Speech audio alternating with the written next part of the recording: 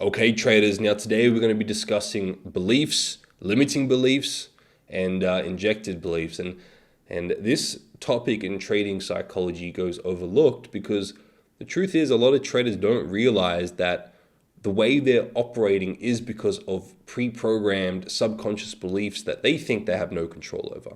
Okay, but once you have your edge, once you have your trading plan, you then have to become aware of these subconscious beliefs, because I can guarantee you right now, I'm going to show you throughout this video, these beliefs are impacting your ability to get consistently paid from the markets and to get consistently paid by the markets.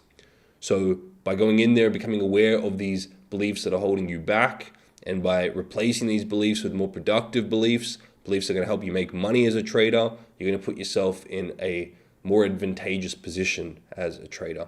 Now, if you're enjoying this series, if you enjoyed this video in particular, make sure you share it with your trading communities. And if you haven't already, make sure you do the trading psychology archetype quiz. That quiz is going to show you which of the trading mindsets you have, and it's going to show you exactly what you have to do to go from where you are to consistently profitable. So let's get into it.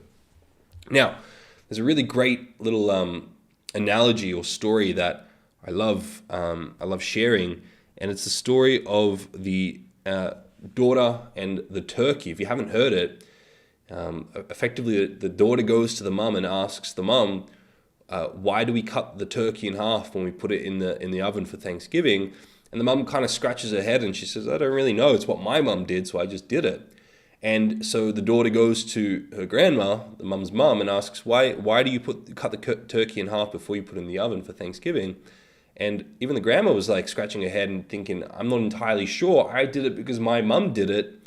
So the daughter went to the great-great-grandmother, the mum's mum, and asked, why do you cut the turkey in half before you put it in the oven for Thanksgiving? And the great-grandmother said, well, I cut it in half because my oven was too small. And so what's happened here is this belief has been injected into the mother through generations of doing a certain action. These are women, the mothers. Give them some hair, give them some arms. And the mum was blindly taking on this belief that I have to cut the turkey in half before I put it in the oven. And the grandma was doing that as well. And the reason they were doing this and taking on this injected belief was because of the great-grandmother, who had a very rational reason at the time for that decision in that moment.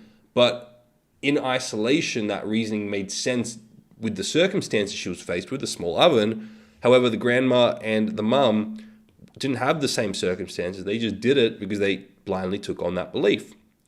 So what you can see here is a nice analogy for very much what every individual does day to day. We blindly take on beliefs without ever questioning them. We do them because we've seen other individuals do them, typically other individuals that have been authority figures in our life. We blindly take that belief on and we do it without ever questioning, why do we take that belief on? Where did it come from?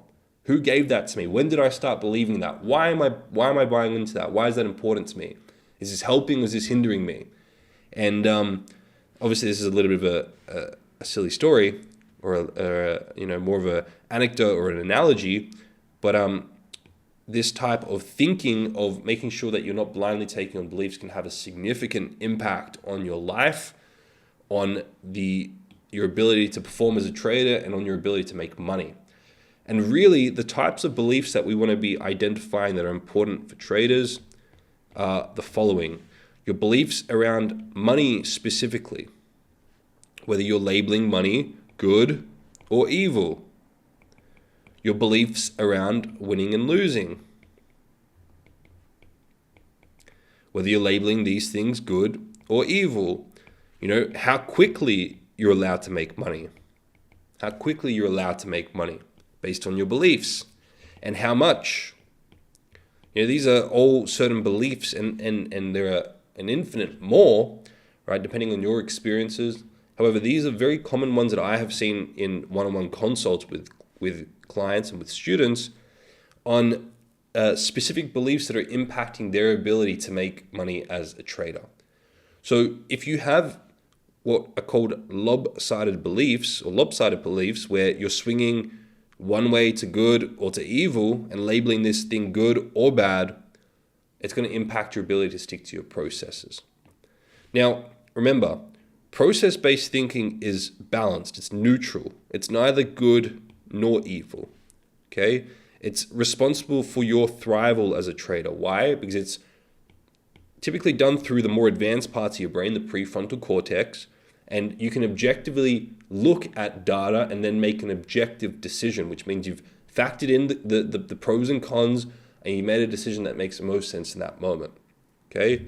And you've transcended this lower leveled thinking of emotional outcome-based thinking. This is outcome-based thinking, which is either good, positive, pleasure, perceived win in that moment, or evil, negative, pain, perceived loss in that moment. Now, this is outcome-based thinking. This is done typically through the amygdala, which is a necessary survival response, and it's either good or evil, right? Or evil, okay?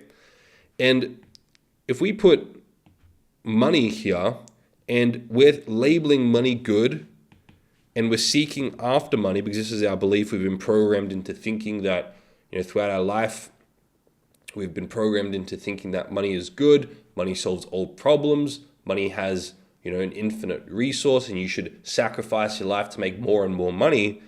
What's going to happen is you're going to become infatuated with this goal of making money. This is an infatuation. You're going to minimize yourself, and you're going to sacrifice yourself in pursuit of money, and you're going to have the fear of losing money and fear of missing out on money. And hopefully these are all concepts that pop up and you can see how they relate to your trading. And if you're going to have an infatuation with the win or with the money or with the outcome, you're going to be run by fear and greed. You're going to have a greed over getting it, and you're going to have a fear of losing it or fear of missing out on it. And these fears and greeds create stress in your trading, and they create bias in your trading, and they stop you from this higher level thinking of process-based thinking, sticking to your trading plan. Because the moment you integrate fear into your trading or greed into your trading, you can't really separate the two. But when you do, you take yourself away from your trading plan. This up here is you sticking to your trading plan. So by the way, everything we're discussing now is helping you stick to your trading plan. Okay? Now, if you have a belief that money is evil and you should avoid it because maybe you saw your parents argue about money, or you saw someone who was very wealthy had some sort of issues or anything like that, then what's going to happen is you're going to fear gaining money. You're going to have another fear introduced, a fear of gaining that money. And again, you're not going to be sticking to your processes or your trading plan. You're going to have fear and greed in your trading. And so too, if you have this idea that winning is good and you're infatuated with winning, and you're so proud over previous wins in your life and you can't stomach losing, and you really think that there's something wrong with you if you lose, or people who lose are losers, or whatever these beliefs that you get programmed into thinking. And guess what? As a trader, to be a consistently profitable trader, you have to both win and lose. Sometimes you're going to take losses, sometimes you're going to take wins. Both a necessary part of the larger sample space, and both are necessary parts of being a consistently profitable trader. So if you can't stomach both winning and losing, you can't embrace becoming a consistently profitable trader. So, and it's the judgment, it's the belief that winning is good, or winning is evil, or losing is good, or losing is evil, these lopsided labels that we put on them that will lead to issues in your trading. Now, I've also seen clients who make a lot of money from trading very quickly, and there becomes an internal conflict in their mind because an authority figure, someone like a father figure in their life, goes and works very long and hard hours to make half what they make in 15 minutes from their computer in their pajamas. And they can create this internal conflict or this guilt of, how can I make this money this quickly? Or I don't feel worthy of making this money this quickly. There's something wrong with me or something wrong with it because compared to my authority figure, I'm doing it much quicker, or I'm making much more. And I've seen these dynamics over and over. Time and dollar amount are very big components. And typically if you have an authority figure like a parent or anybody really, and you're comparing your results to that authority figure, then you haven't addressed this, which is what Freud referred to as the super ego. You haven't addressed those super egos in your life, then you're going to be restricted by them, and you're going to be always playing a game that's smaller than them. You're not going to be able to outperform that super ego. You're not going to be able to make more money quicker than them, because in your mind you'll then have that internal conflict or that guilt, and that guilt will lead you to squandering that money or spending that money or giving it away through altruism, whatever it may be. Okay, so it's important to become aware of your beliefs around money, around winning and losing, how quickly you make it, and how much you make. Now, the way you become aware of these beliefs is just by asking yourself, money is what? And typically it's not the conscious thoughts that pop up to your mind. Typically it's the very quiet subconscious thoughts that pop up at the back of your mind that you have to become attentive to. And when you trade and when you make money really quickly, you may notice a quick flash in the back of your mind about a certain judgment around that. And maybe there's a guilt, or maybe the father figure pops into your mind that, oh, I wouldn't want to show them that, or tell them how much I made or how quickly I made it. And these are the quiet subconscious thoughts that you have to become attentive to, and you have to bring to surface these beliefs and these ideas. You can ask yourself, money is, winning is, right? What did these things represent to you? Losing, what does that represent to you? These are all beliefs you want to become aware of. And you might want to ask yourself, what's the financial ceiling in your mind, dollar amount? And what do you believe, how quickly you have to make that, right? What's the time ceiling? And typically in society, at least, the society that I've been brought through and brought up in, typically a good amount of money that you'd be making is $100,000 per annum, $100,000 a year. And a lot of people get trained into this thinking that this is very much a ceiling. And your authority figures and the people you admire, they are making this amount of money, and anything more, you must be a drug dealer, you must be doing it incorrectly, or there must be something corrupt, there must be some issues here if you're making any more than that. And if you're making any less than that, then you have something to work towards at least. But 100,000. Okay? So if you have a certain belief of this is the ceiling in my mind, dollar amount and time wise. Now, mind you, this is a good amount of money, and I'm not trying to denote that by any means, but as a trader, and some of you maybe for the next 10 years thinking about playing much bigger than this, which is what I recommend on this channel. But you have to become aware of that. If this is a belief or this is a programming in your mind about I have to make this amount of money in this amount of time, or this is what is good, typically based in society, right? Good. Then you're not going to be able to outperform that. So it's very important to become aware of what your ceilings are financially, time-wise, and where these came from. And ask yourself, where do these ideas or where do these beliefs originate? Where do they come from? Where did I get the idea that making this amount of money in this amount of time is good? And who did I get that from? That's because my dad was making it when I was younger, and I could see that he provided for the family on that amount, and I admire my dad and infatuated with him as an authority figure.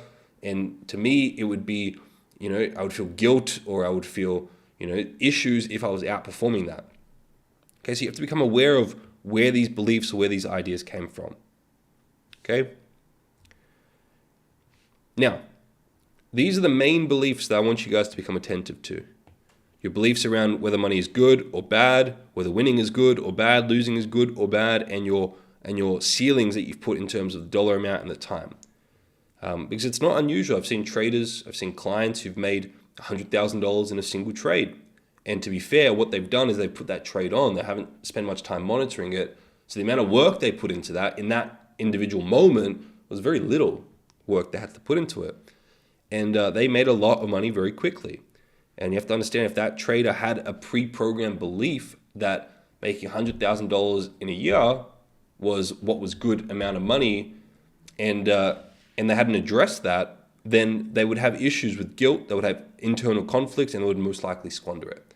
This is why you typically find that individuals who win the lottery and make a lot of money very quickly, if they don't address the pre-programmed beliefs, they haven't done any work on their, what's called a money thermostat or their psychology, they're most likely going to spend it or squander it, or try and save people, or give it away out of guilt and get themselves right back to their baseline, to their thermostat, what their thermostat's programmed at.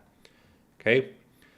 So by becoming attentive to your beliefs and working on that, you can also increase your financial thermostat. And in fact, most traders do. Okay? Now, the other ideas we want to identify and address are injected beliefs. What are these injected beliefs? Well, whenever you look up to or admire an individual, and typically the first individuals you admire are your parents, or the individuals that played your parent roles, the mum role and your dad role, whether it's your mum or your dad, your biological parents or other parents. But those are typically the first individuals you look up to and admire as a very young child. And you look to them for security, for food, for shelter, for water, for the basic needs, because at that age, you can't provide for yourself. And this individual, this dynamic here, what you're doing is you're putting them up on a pedestal. And whenever you put an individual up on a pedestal and you infatuate with them or you rely on them, you also inject their beliefs. This is, like I've mentioned before, what Freud referred to as the superego. So my point here is that you may have your own set of goals and your own ideas and your own agenda for life, and you may create an idea of who you would love to be as an individual. However, if you don't address the injected ideas, the injected beliefs from the superego, or the injected values or priorities from the superego, and you don't address those, then what's going to happen is you're going to have typically, and in most cases, what is referred to as an internal conflict. And you're going to have your own ideas of what you would love to become and love to do and how much money you would love to make. But then you've also got you've got the ceilings that you've gotten from your injected beliefs and injected values to your super egos that will restrict you and hold you back from accomplishing what it is you would love to do. And I see this over and over with traders. Typically it comes back to these two things: how much money they think they can make or they feel worthy of making on a subconscious level. They consciously may be saying, I want to make this amount of money, but through the injected values and through the super egos and through the society and environment they've been brought up in, their financial thermostat says otherwise. And if they don't work to address that, then they're going to be restricted by their financial thermostat. Okay, so it's very important to become aware of the super egos in your life, the authority figures, and the injected beliefs. Now, the way you become aware of these injected beliefs is the type of language you use. You typically use language like I should, or I need to, or I have to. These are all indications that you have an injected belief. Whenever you say to yourself, I should, or I need to, or I have to, typically should is quite a good indication that you're not living up to your injected beliefs or the injected values, and that you're saying to yourself, I should be doing this, or I have to be doing this. So you want to identify whenever you catch yourself saying I should or I need to, you want to ask yourself, where did the should come from? Where did that should originate? Where did I get that idea that I should be doing this or that? And that's an indication, if you track that back, to the super ego, the individual that you're infatuated with, the authority figure in your life. So these injected beliefs or ideas, by identifying your language in those moments, are the second thing I want you to become aware of. Firstly, become aware of your beliefs around money, whether you're labeling these things good or evil, and around your ceilings, your financial thermostat. Then become aware of the language you use. I should, I need to, I have to. This imperative language is also then an indication of where and who you've injected your beliefs from. And then the last little topic that pops up time to time is this whole idea of limiting beliefs. Traders say, I have self-sabotage or limiting beliefs. Now, I'm going to dedicate a whole video to self-sabotage because we can extrapolate that out even more, which I'll be doing later in this series. So if you haven't already subscribed, make sure you do. But limiting beliefs are very easy to identify and are very easy to address. A lot of traders, a lot of individuals, when they infatuate with an individual and they have this super ego, this idea of who they think they should be through the super ego, because what happens when you infatuate or admire someone, you inject their values and priorities, and you say to yourself, I should be doing this, I need to be doing this, I have to be doing this, then what happens is they then have a certain expectation on themselves of who they think they should be based on the injected priorities and values and beliefs from the superego. So it's not really you, it's your injected beliefs from the superego.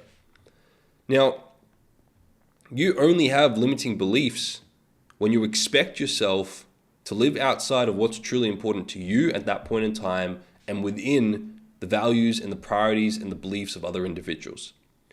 So the limiting beliefs aren't actually a bad thing. They're not bad. You shouldn't try and get rid of your limiting beliefs, but rather you're going to have limiting beliefs whenever you're expecting yourself to be someone you're not, and whenever you're expecting yourself to live by injected values and injected beliefs by other individuals. So become aware of wherever you think you have limiting beliefs.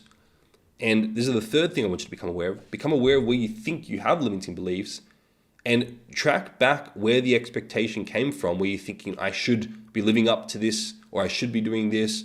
Figure out where that goes back to, who the authority figure is that promoted that idea in your mind. And then you'll see that you're not actually trying to live or trying to do something that's truly a priority to you right now and is truly aligned with you right now, truly authentic to you. Rather, you're expecting yourself to live by these injected ideas from other individuals, and you're now beating yourself up because you're intuitively who you truly are is dedicated for something else, and because your injected beliefs don't align with that, there's an internal conflict. Okay? So become aware of wherever you're limiting yourself and identify the superego, the injected beliefs through your language, and then become aware of your good and evil towards money and your ceilings in terms of how much money you think you can make and in how much time you think you have to make that amount of money in. Recognize that any lopsided beliefs about money, about winning and losing, about how quickly you have to make money or how much money you have to make is going to impact your ability to stick to your plan as a trader. It's going to take you away from process-based thinking. It's going to put you into outcome-based thinking. It's going to introduce greed. It's going to introduce fear into your trading, which is going to take you away from your trading plan. And it's going to kill your potential to make consistent profits and to get consistently paid by the markets. Now, if you go through this particular video and you find that there's a very strong belief or an engram or a subconscious idea that you know is holding you back, I have elaborate tools in the 12-week program, give you all the tools and all the coaching and all the accountability necessary to actually address that and to rewire that belief and to get to the bottom of the root cause of that belief to ensure that it no longer impacts your life or your trading. So if you resonate with these ideas, make sure you check out the 12-week program. But hopefully you got some insights from today in terms of beliefs, limiting beliefs, and injected beliefs. And if you found this useful, share the video with your trading community. And if you haven't already, make sure you do the Trading Psychology Archetype Quiz. That's a completely free quiz, and it's going to give you exactly what you need to know in terms of what psychology you have as a trader and what you need to do to get from where you are to consistently paid by the market. Okay, I look forward to seeing you all in the next video.